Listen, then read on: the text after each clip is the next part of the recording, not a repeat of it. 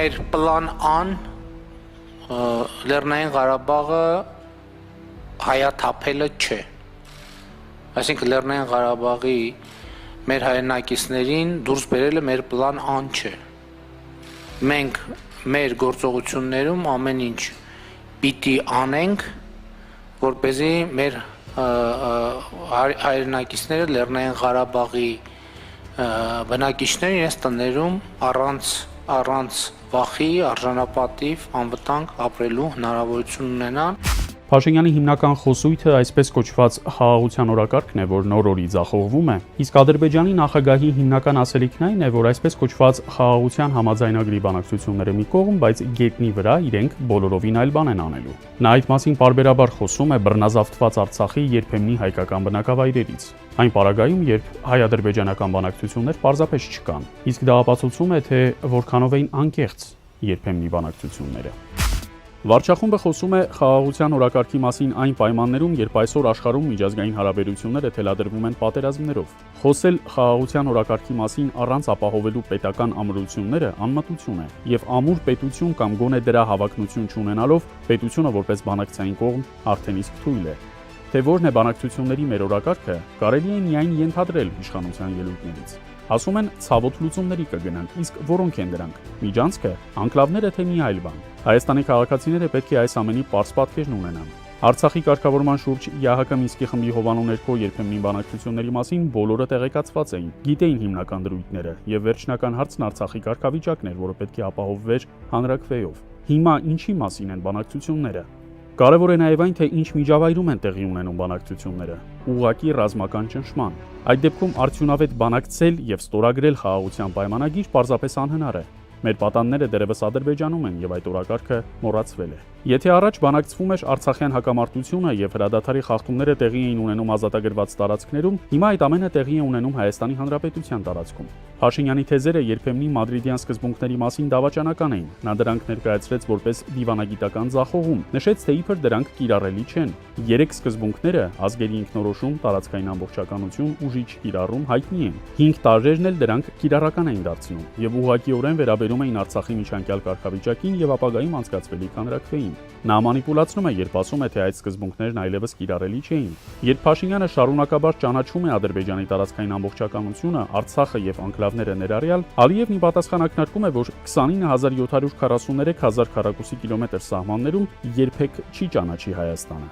Առնվազն 2022-ի աշնանից Արցախի հարցն այլևս հայ-ադրբեջանական բանակցությունների օրակարգում չէր, խոսքն արդեն Հայաստանի տարածքային ամբողջականության եւ ինքնիշխանության մասին էր։ Արցախի հայերը 2022-23 թվականներին ներկայացվում էին որպես Ադրբեջանի էթնիկ խմբերից մեկը։ Հաշվի առնելով մեր աշխարհակաղակական միջավայրը, պարտադիր է մանևրել է ուժային կենտրոնների միջև։ Դժվար է պատկերացնել հայ-ադրբեջանական հակամարտության լուծումն առանց Ռուսաստանի, Միացյալ Նահանգների կամ Եվրամիության, հատկապես Ֆրանսիայի։ Ժամանակին մենք գետնի վրա ունեինք ռուսական խաղաղապահ զորակազմ Արցախում, ռուսական ջանքեր կանգնեցնելու նոր պատերազմը, նաև ամերիկյան ջանքեր դուրս բերելու Ռուսաստանն այս տարածաշրջանից։ Հայաստանն իր տարածքով չպետք է դառնա մարտադաշտ մեծ տերությունների միջև։ Եթե Միացյալ Նահանգները եւ Ռուսաստանը որևէ անհամաձայնություն ունեն իրար հետ, Հայաստանն այն տեղը չէ, որտեղ պետք է պարզվեն նրանց հարաբերությունները։ Աշխարհում կռիվ է գնում հողի տարածքների համար, մենակ Հայաստանն է, որ իր եղած հողերն է մի բան է նվիրում, այն ասում է դե սարերը մեզի պետք է այդ սարերը, չգիտեմ ժայռերը, մեզի պետք է էդի, հողոտես չի կարգը։ Մեծագույն ձախողումը, որ երկիրը ծախեց թուրքերին, ու թուրքերով շրջապատված ապրում ենք։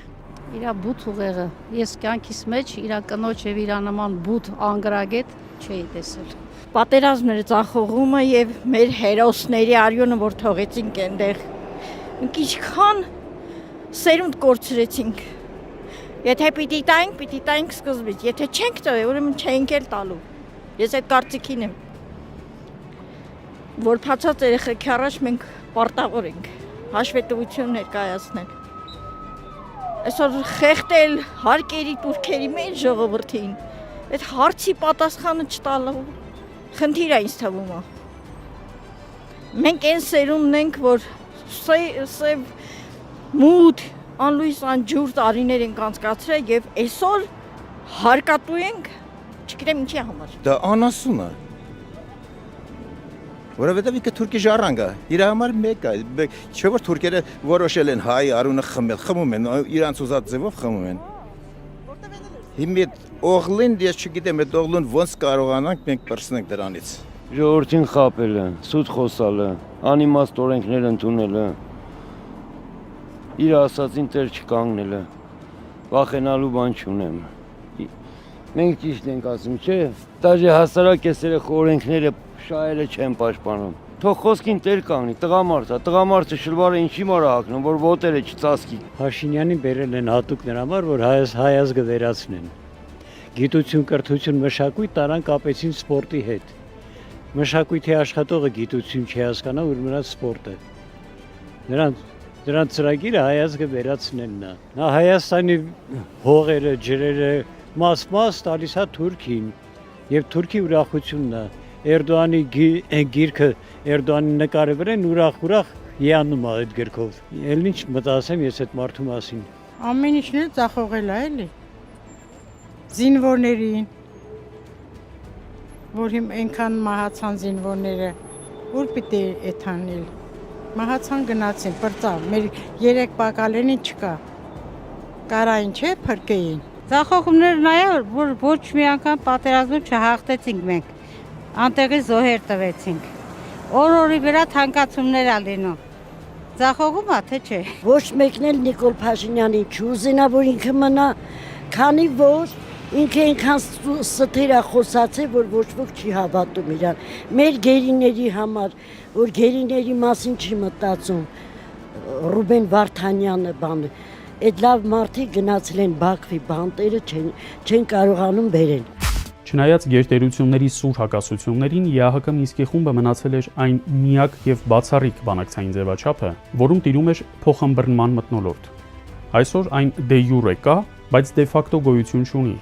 3 միջուկային տերություններին բերել նստեցնել կողք կողքի որևէ հարցի շուրջ պրակտիկորեն շատ դժվար է, գրեթե անհնար։ Նախ եւ առաջ պետք է հասկանանք ինչ օրակարգ առաջարկել նրանց, որ խնդրի լուծմամբ նրանք պետք է զբաղվեն կամ առնվազն միջնորդեն։ Հայաստանի Հանրապետության սահմանների սահմանազատման, Արցախի կարգավիճակի, որն այսօր պարզապես բացակայում է, կամ նվազագույնը արցախցիների վերադարձի իրավունքի երաշխավորման, ուր էինք,